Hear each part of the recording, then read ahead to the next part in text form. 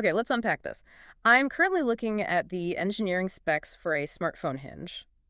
Just a A hinge. very, very expensive hinge. Right. But this is no ordinary piece of metal connecting two halves of a screen. It is an $80 hinge made of something called liquid metal, which is apparently 2.5 times harder than titanium. And it has 200 micropressure sensors Mm. built directly into it. Yes, 200 sensors. And it is engineered to dynamically disperse physical stress at the molecular level so it can withstand being folded 100 times a day for 13 years. I mean, this is simultaneously impressive and completely ridiculous. It's a hinge. It really is a marvel of over-engineering. But you know what's fascinating here is that this $80 molecular hinge is just one tiny, obsessively crafted piece of the massive puzzle Apple is dropping on the world right now. And that is exactly what we are getting into today. Welcome to the deep dive. We are so thrilled to have you with us. Today is Monday, March 2nd, 2026. And in exactly 2 days, on March 4th, Apple is hosting a highly mysterious gathering they are calling a special experience. Not an event, an experience. Exactly. So, we have assembled a massive stack of sources to unpack for you. We've got frantic McRumors forum threads, speculative Macworld spec sheets, a deeply analytical financial report from CMB International, and this incredibly philosophical Medium article about Apple's marketing strategy. A lot of reading material for 1 week. So much reading. But our mission today is to cut through all that noise, decode these cryptic clues, and figure out what this actually means for the tech in your pockets. And potentially on your face. Over the next year. Yeah, on your face is probably the operative phrase there. Because the invitation for this March 4th experience is doing a lot of heavy lifting, even for Apple. Oh, the invitation is doing the most. It's just 9 words and a 3D Apple logo made of 3 overlapping translucent discs. One yellow, one green, one blue. Right. And as the Medium article points out, the internet cracked this in about 4 minutes and immediately split into 2 aggressively opposed camps. Camp 1 looked at those colored circles and said, candy-colored MacBooks are back. The nostalgia play. Right. There's actually a comment on MacRumors where a user said Apple is just preparing for influencers to start flipping out over a pink MacBook. Which, honestly, you can't entirely rule out with them. But Camp 2 had the real breakthrough here. They looked at those overlapping transparent discs and saw lenses. Ah, okay. Specifically, layered optical elements for augmented reality smart glasses. And if we connect this to the bigger picture, the vision through the lens theory makes a staggering amount of sense. Look at where this experience is being held. Yeah, that's a huge clue. Right. It's not a live stream from the Steve Jobs Theater in Cupertino. It's not at a developer conference in Austin. It is happening simultaneously in New York, London, and Shanghai. The global fashion capitals. I mean, you don't debut face wearables in a sterile convention center. You do it in cities where aesthetics are practically a form of power. Exactly. If you are trying to convince the general public to wear a computer on their face, you have to convince them it looks good first. That is the ultimate barrier to entry. The Medium piece argues that this is essentially a massive global vibe check. And the CMB International Equity Research Report backs up the timing perfectly. They're calling 2026 the dawn of the smart glasses 2.0 era. Smart glasses 2.0. Yeah, and they forecast that global AI glasses shipments will surpass 10 million units this year. 10 million. Which is wild when you think about where AR was just a couple of years ago. It felt so niche. It's fascinating to watch the divergent strategies playing out right now. You have Meta running a vertical integration playbook. They've been incredibly successful shipping Ray-Ban smart glasses that don't even have displays yet. Just cameras, microphones, and AI audio. Right, but they normalize the form factor. People are used to seeing them. Then you have Google taking the open platform route with Android XR, trying to get every third-party hardware manufacturer to use their operating system. And then Apple sweeps in, choosing the word experience over event. Because you can't really explain what looking through an AR lens feels like on a PowerPoint slide. You have to physically put the hardware on someone's face. They're trying to bridge the gap between the incredibly expensive Heavy Vision Pro that isolated the user and the lightweight, socially acceptable glasses of the future. They want to prove that augmented reality isn't just for early adopters sitting alone in their living rooms anymore. Okay, but here's the thing. While we're all theorizing about $3,000 cyber glasses, there is a lot of pragmatic, everyday hardware expected this week, too. The bread and butter. The stuff that actually pays the bills. Right. So if AR glasses are the hyper-expensive future they want us to buy into, how are they going to keep acquiring everyday users to fund that R&D? That brings us to this budget Mac rumor. We are expecting the new M5 MacBooks, sure, but the standout rumor is a potential $499 low-cost MacBook. Under $500 for an Apple laptop. Yes. There was a recent sharp comment from a Mac Rumors user named Karen Allergy who wrote, "So many people buy garbage Windows computers because they just see the price." Could this actually be Apple's aggressive play for the absolute bottom of the market? Is that even mathematically viable for them? It's a huge shift if it's true, and the math only works if you look beyond the hardware margin. Historically, Apple protects its premium brand at all costs, but they also understand the gateway drug effect of the ecosystem. Yeah, get them in early. Exactly. If you sell a laptop for $499, you were probably selling it at cost, or very close to it, A loss leader. essentially. But if you get a student onto that Mac, they are suddenly inside the walled garden. Over the next 4 years, they buy the iPhone, they subscribe to Apple Music, they pay for extra iCloud storage, maybe they buy AirPods. The profit isn't in the metal chassis of the laptop. The laptop is just a heavily subsidized customer acquisition cost. That subsidized hardware model is a gamble, though. If the hardware feels too cheap, it damages that premium Apple aura.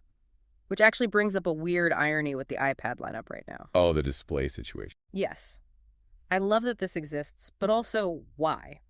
We are expecting the new M4 iPad Air to be announced. The Air is the mainstream tablet for the masses. Yet the rumor is it's stuck with a 60 Hz LCD screen. Meanwhile, the cheaper iPad mini is reportedly getting a gorgeous OLED screen first. People in the forums are outraged. Why would the cheaper device get the premium screen technology? It sounds totally backward from a marketing perspective, absolutely. But if you look at supply chain logistics, the narrative flips completely. How so? Well, scaling up OLED manufacturing isn't just flipping a switch. Factories have to undergo massive retooling. And when you are depositing microscopic organic material onto glass substrates, early defect rates are notoriously high. Meaning a lot of screens fail quality control and just get thrown in the trash. Precisely. If a microscopic speck of dust ruins a display, scrapping an 8-inch mini screen costs Apple significantly less than scrapping an 11 or 13-inch Air screen. Oh, wow. That makes a lot of sense. The iPad Air sells in massive mainstream volumes. The iPad mini sells in much smaller batches. So the mini acts as a lower-risk test case. They can smooth out the manufacturing rollout and absorb the yield losses with the mini before bringing it to their heavy hitter. So the mini is basically the guinea pig. Yes. Plus, reports note these won't even be the ultra-durable tandem stack OLEDs found in the expensive iPad Pros, where they literally stack 2 emission layers to boost brightness and lifespan. These will be standard single-stack panels. So there is a silver lining for the iPad Air buyers, even if they're stuck with LCDs for now. Rumor has it the M4 iPad Air might bump its base storage up to 256 gigabytes while staying at the $599 price point. Which is a huge value add. And it's getting the new C1X modem, which means Wi-Fi 7, Bluetooth 6, and Thread support. And Thread is quietly one of the most important updates there. Right. For those who aren't deep into smart home tech, Thread is basically a mesh network protocol. It lets all your different smart devices, your lights, your thermostat, your locks, talk to each other directly without bogging down your main Wi-Fi router. It's the silent upgrades, the modems, the storage, the networking protocols that actually dictate how well a device ages over 5 years. A flashy screen is great, but robust connectivity keeps the device functional. Speaking of smart homes, wait, it gets better. We might see a new smart home hub with a square 7-inch screen for controlling your house and FaceTiming. But my absolute favorite absurd detail from the leaks involves the new AirTag 2. Oh, the warnings. Yes, Apple is launching a new tracking tag, and they are putting out hilariously specific warnings against using it to track your pets. Which practically guarantees that tracking pets is exactly what millions of people are going to use it for. Of course they will. Do not put this on your golden retriever, says Apple, knowing full well that dog owners are a wildly lucrative demographic. It's a liability shield. They know the use case, but they don't want the legal headache if Fido runs away and the Bluetooth mesh network fails to locate him. So true. Okay, let's pivot back to the ultra premium tier. Let's get back to that $80 hinge from the beginning, because here's where it gets really interesting. Apple is reportedly redefining the top end of their phone lineup. It's probably not going to be called the iPhone Fold. The rumor is iPhone Ultra. That nomenclature is a very deliberate strategy. It aligns perfectly with their Mac chips. You have the Pro, the Max, and then the Ultra.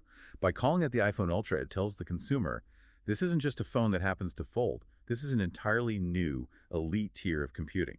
And the specs back up that elite tier. We're talking quad 48 megapixel cameras, a hybrid frame made of titanium and aluminum to keep it lightweight but structurally rigid. But I want to dive deeper into this liquid metal hinge. Walk us through why this isn't just a standard piece of metal folding in half. Well, the biggest issue with foldable phones over the last 5 years has always been the visible crease down the middle of the screen and long-term durability. Dust gets in, the gears grind, the screen cracks. Apple is trying to solve a mechanical engineering problem with material science. This hinge uses a proprietary nanoalloy. That's the liquid metal. And that's how it achieves that 2.5 times hardness over titanium. Yes, but the real genius is in the dynamic tension system powered by those 200 micropressure sensors.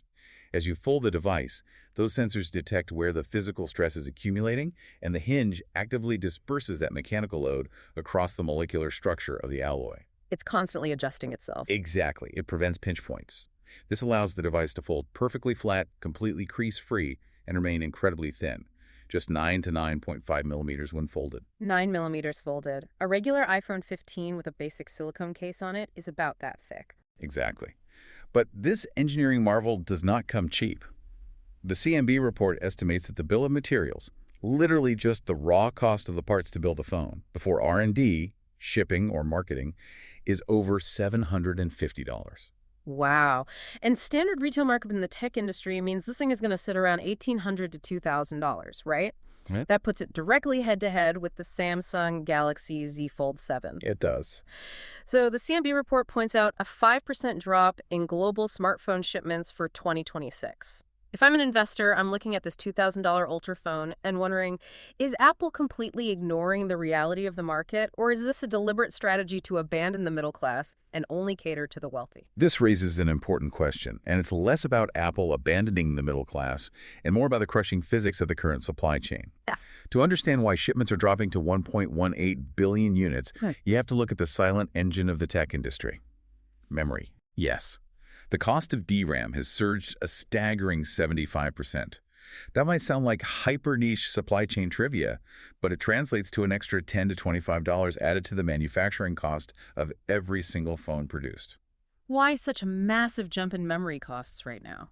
Because every major memory fabrication plant in the world is pivoting to pump out high-bandwidth memory for AI server farms. Companies are building massive data centers to train large language models, and they're buying up all the manufacturing capacity. Leaving the smartphone market fighting over the scraps. Precisely. For a $2,000 iPhone Ultra, Apple has the margins to absorb a $20 hit on memory. But for the low-end Android market, where margins are razor-thin to begin with, it is crushing them. It's forcing budget manufacturers to downgrade their specs just to keep retail prices stable. So the bottom of the market is hollowing out because they can't afford the memory chips, and the top of the market is getting exponentially more expensive. How does Apple survive this contraction? The sources suggest their answer is the ecosystem moat, Apple Intelligence. It has to be. The hardware is peaking, so the software has to justify the upgrade. But it's not without its growing pains. We're looking at the iOS 26.4 beta right now, and it's reportedly missing some highly anticipated features. But the promise for iOS 27 is huge. They're talking about app intents, where you can use your voice to control deep, specific functions inside third-party apps, along with Genmoji and system-level proofreading.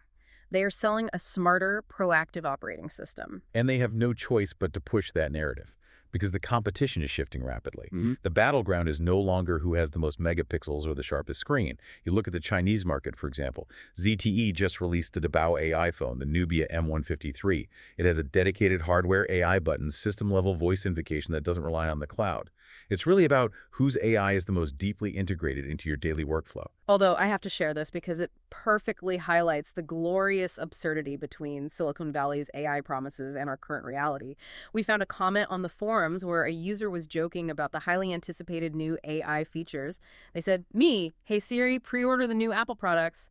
Siri, okay, ordering 2 tons of creamed corn. That is amazing. It's funny because we've all been there. We're sitting here debating molecular hinges and augmented reality smart glasses, but sometimes our digital assistants still struggle to set a basic kitchen timer correctly. We want Jarvis, but we're getting a very confident intern who mishears us. But behind the scenes, processing this AI, even the creamed corn mistakes, is fundamentally changing the physical design of our devices. Because AI runs incredibly hot. It does. Thermal management is the massive hidden bottleneck of 2026 because you're asking these tiny fanless devices to run complex large language models locally on the chip. To cope with this, we are seeing vapor chambers becoming standard across the new iPhones. Let's pause on that. A vapor chamber. That's where a tiny amount of liquid is sealed inside a flat copper vacuum chamber.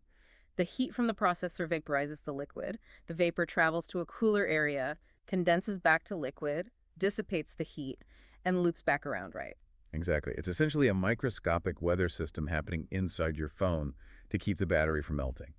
And if you zoom out and look at the broader AI server market running the cloud side of these operations, it is mind-boggling. They are pushing processors that draw over 1,000 watts each. 1,000 watts for one chip. That's like running a high-powered space heater inside a server rack. Standard air cooling physically cannot handle that thermal density anymore. The entire tech industry is having to pivot to massive liquid cooling infrastructures, utilizing things like microchannel cold plates, just to keep the AI revolution from literally combusting. The physical toll of running these algorithms is staggering. So what does this all mean? Let's bring it all together for you. We've gone on quite a journey today. We started with molecular-level liquid metal hinges designed to survive a decade of folding. We navigated the cutthroat economics of memory chips that are reshaping the global smartphone market. We talked about a potential $499 budget MacBook subsidizing the ecosystem and the supply chain gymnastics of iPad OLED screens. And all of it is wrapped up in an invitation featuring 3 colored circles that just might be the blueprint for Apple's augmented reality future. And if we step back, here is why this massive data dump matters to you. We're watching a real-time shift in consumer technology. For the last 20 years, tech was fundamentally about what is inside the box. Megahertz, gigabytes, camera resolution. Now, the industry is pivoting to how does this integrate seamlessly into my environment? That is why Apple is shifting their vocabulary from events to experiences. They aren't just trying to sell you a spec sheet anymore. They want to sell you a lifestyle, a completely new way of seeing the world. Literally, if those AR glasses rumors pan out. Which leaves us with a final thought we want you to mull over as you go about your day. We know Apple has this uncanny ability to normalize weird tech. Think about the original AirPods. When they first came out, everyone thought they looked ridiculous. Now, they are culturally ubiquitous. Right, they just vanished into the background of everyday life. So if Apple is successful in normalizing AR glasses in that exact same way, consider the data they are collecting. We're talking about devices on our faces reading our micro eye movements to navigate menus. We're talking about AirTags tracking the physical location of our items. Apple isn't just selling a lifestyle anymore. If this ecosystem takes hold, they will possess the most comprehensive real-time biometric map of human attention and physical movement in the history of the world. They will know exactly what you look at, how long you look at it, and how your pupils react when you see it. What does this say about us as a society when we willingly hand over that level of biological data? What happens when we have a constant AI-driven digital overlay permanently changing the way we interact with strangers in public spaces? It's a profound pivot for humanity, really. It's a fascinating, slightly terrifying thought to leave you with. Thank you so much for joining us on this deep dive into the March 2026 Apple experience. Keep your eyes on those 3 overlapping circles, and we'll catch you next time as we continue to unpack the future, one glorious absurdity at a time.